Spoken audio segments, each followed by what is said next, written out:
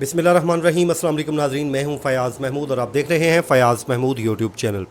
नाज़रीन, इस वक्त की मग़वी जो बच्ची थी ज़हरा, उससे मुतलिक अब तक की सबसे बड़ी ख़बर सामने आ गई है। दो ख़बरें आई हैं बुनियादी तौर पे। एक तो ख़बर ये है कि ज़हीर और उसका भाई शब्बीर, इनको गिरफ़्तार कर लिया गया है। अदालत की जानिब से इनकी दरख्वास्त ज़मानत को मुस्तरद कर दिया गया है।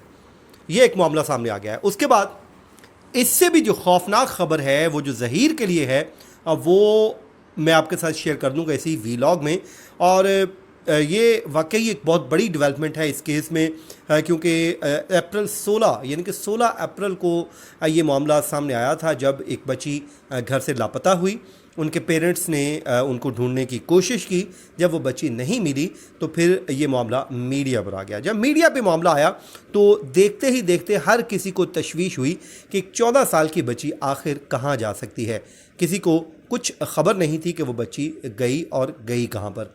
लेकिन उसके बाद आपको मालूम है कि जब 25 अप्रैल को इस पूरे वाक़े की एक रिपोर्ट सामने आई और ख़बर ये सामने आई कि जो बच्ची है वो लाहौर में उसकी मौजूदगी पाई गई है। यहाँ से इस केस ने मज़ीद हाइप ली और उस बच्ची को कुछ दिनों के बाद या अगले दिन, एक आध दिन बाद, उसको पाकपतन से बरामद किया गया, बाजियाब करवा लिया गया। और उसके बाद हुआ ये कि आपको मालूम है सब कि बच्ची ने स्टेटमेंट रिकॉर्ड करवा दी। स्टेटमेंट रिकॉर्ड हुई तो वो बच्ची ज़हीर के साथ चली गई, कुछ दिन उनके साथ रही, जिसके बाद ये लगा कि ये मामला ख़त्म हो गया है। और हर किसी ने यही मायूसी का इजहार किया कि मेहदी अली काज़मी साहब को इसमें कामयाबी नहीं मिल सकी। लेकिन मेहदी अली काज़मी साहब चट्टान की तरह डटे रहे और एक ही बात करते रहे कि वो जब तक इंसाफ नहीं हासिल करेंगे वो पीछे नहीं हटेंगे। आपको मालूम है इस तरह के केसेस में लोग अक्सर पीछे हट जाते हैं, लेकिन वो पीछे नहीं हटे और उन्होंने इस केस की पैरवी करते रहे। उसके बाद जनाब उन्होंने इस केस की पैरवी जारी रखी। तो अब अदालत की जानिब से एक अच्छी मेहदी अली काज़मी साहब के लिए ख़बर यह है कि जो उन्होंने कहा था कि मैं ज़हीर और उसके भाई को एक न एक दिन ज़रूर जेल में डलवाऊंगा और अपनी बेटी को इंसाफ दिलवा के रहूँगा, वो अब उसमें कामयाब होते हुए दिखाई दे रहे हैं। आज फैसला सुना दिया गया है सिटी कोर्ट की जानिब से, जिसमें ज़हीर और शब्बीर की दरख्वास्त ज़मानत को मुस्तरद कर दिया गया है। और उसका तरीकाकार यही होता है कि जैसे ही दरख्वास्त ज़मानत मुस्तरद होती है तो अदालत की जानिब से उनकी गिरफ्तारी के ऑर्डर जारी हो जाते हैं और जैसे ही मुल्ज़िमान कमरा अदालत से बाहर आते हैं तो उनको अरेस्ट कर लिया जाता है।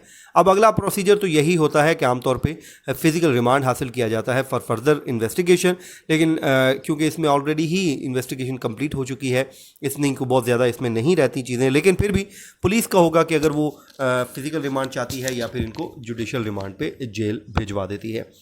ख़बर एक तो ये ख़बर आपके लिए बड़ी है, वाकई ख़बर ये है कि वो जेल में चला गया। लेकिन मसला ये नहीं है। मसला ये है कि बच्ची जब उसके साथ रही तो जाहिर है उस पर जो मामलात हुए, अब उस पर जो MLO की एक दरख्वास्त दायर की जा रही थी और जिस पे ज़हीर एंड कंपनी मुसलसल कोशिश कर रहे थे कि ये MLO ना हो ताकि हमारी जो स्किन है वो महफूज रहे।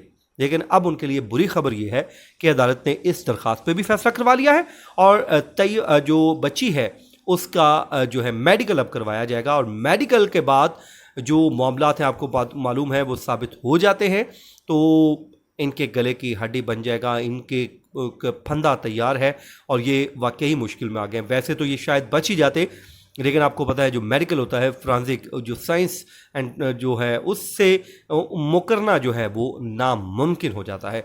तो उसमें इनके ख़िलाफ़ जो दफ़ात लगेंगी वो ज़ाहिर है वो इतनी खौफनाक हैं कि ज़हीर एंड कंपनी उम्र भर उनको चक्की पीसना पड़ सकती है जेल की। तो ये थी नाजरीन अब तक की अपडेट, मैंने सोचा कि आपका शेयर कर दूं। मुझे अपनी दुआओं में याद रखिए। मुझे दीजिए इजाज़त। अल्लाह ने के बान।